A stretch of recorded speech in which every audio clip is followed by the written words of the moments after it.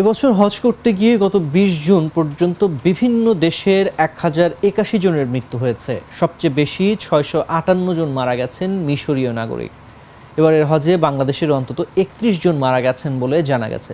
সৌদির একজন কূটনীতিক এএফপিকে বলেছেন, হজ করতে গিয়ে মৃত ৬৫৮ জন মিশরীয় নাগরিকের মধ্যে ৬৩০ জনই অনিবন্ধিত ছিলেন। এর মানে হজ যাত্রাকে সহনীয় করে তুলতে কর্তৃপক্ষের দেওয়া বিভিন্ন সুযোগ সুবিধা তারা পাননি, যেমন শীতাতপ নিয়ন্ত্রিত তাঁবু।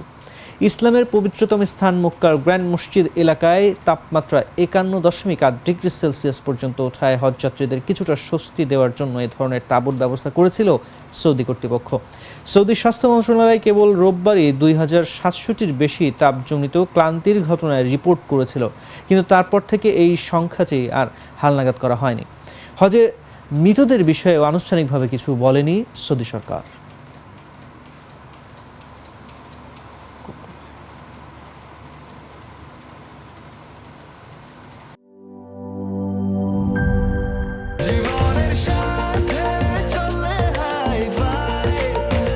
স্বাস্থ্যকর অল টাইম ফ্যামিলি কেক, সব সময় অল টাইম হেলদি লাইফ।